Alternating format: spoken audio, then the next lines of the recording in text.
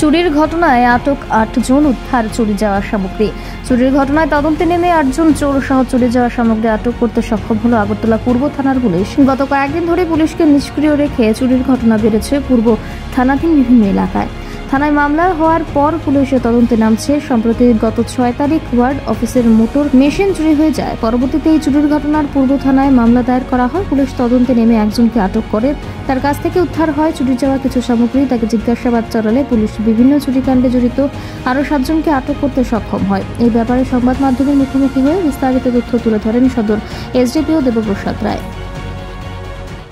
চুরির ঘটনা গত 6 তারিখে জ্যাকসন গেটের যে ওয়ার্ড অফিস আছে, ওয়ার্ড অফিস থেকে চুরি হয়। সেখান থেকে মোটর থেকে শুরু করে সব কিছু চোররা, আপনারা যেগুলি দেখলেন, চোরেরা নিয়ে চলে আসে। পরবর্তী সময় একটা স্পেসিফিক অভিযোগের মূলে আমরা একটা কেস নেওয়ার পর একটা টিম তৈরি করে দেওয়া হয় under the leadership of OC east Rana Chatterjee. তো এতে আমরা কি করি, আগের চুরির যে ঘটনাগুলি ঘটেছে ওখান থেকে আমরা মানে ইন্টারোগেশনে অনেকগুলি নাম আমাদের কাছে থাকে, সেগুলির মানে আমরা অ্যানালাইসিস করে আমরা একজনকে টার্গেট করি। তার নাম হচ্ছে সুনীল দেববর্মা। ওকে আমরা এমজি বাজার থেকে অ্যারেস্ট করতে পারি।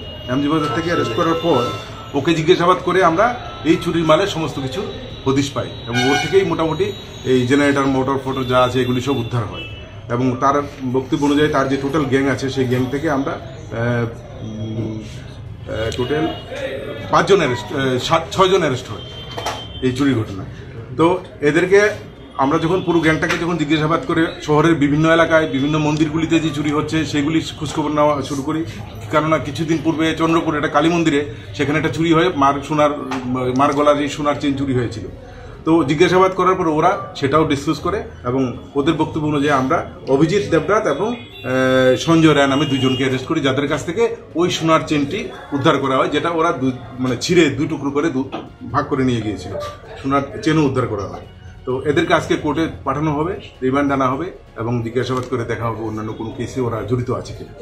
যে 15-20 দিনের মধ্যে আরও বেশ কয়েকটা চুরির কেস আপনাদের থানায় মানে লিপিবদ্ধ হয়েছে, ওইগুলা কি কোনো কিছু? না, এর মধ্যে তো কোনো চুরির ঘটনা লিপিবদ্ধ হয়নি। একটা মাত্র চুরির ঘটনা যেটা হয়েছে সেটা নিয়ে আমরা ডিটেকশন করলাম। এর আগে যেগুলি হয়েছে তার অলমোস্ট 90% কেস আমরা ডিটেকশন আছে, রিকভারি আছে। এই মাসে 6 তারিখে। আচ্ছা স্যার, দেখা যাচ্ছে যে রাজ্যে সোমবার যে গত নিরাপত্তা নয়, রাত্রেবেলা ঘুরতে পুলিশের টহলদার নিয়ে একটা প্রশ্ন উঠছে সব জায়গায়, ঠিক আছে, যে রাত্রেবেলা পুলিশের টহলদারের একটু কম দেখা যাচ্ছে। এখন তার মধ্যে আবার পূজা, কি বলবেন এই বিষয় নিয়ে? দেখুন, অ্যাকচুয়ালি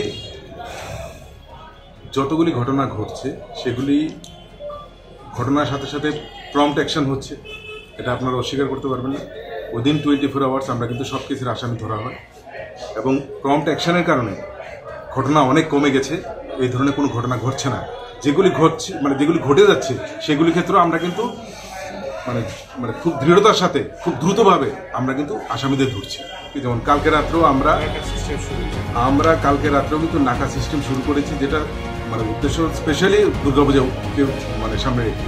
কালকেও আমরা অনেক বাইক এবং গাড়ি সিজ করেছি, কিন্তু যারা মদ খেয়ে গাড়ি চালাচ্ছে বা বাইক চালাচ্ছে, এবং কালকেও আমরা কিন্তু বাইকও সিজ করেছি, ওদেরকে অ্যারেস্টও করেছি এবং এই ধারাবাহিকতা কিন্তু চলতে থাকে, প্রত্যেক দিনই সেটা চলবে।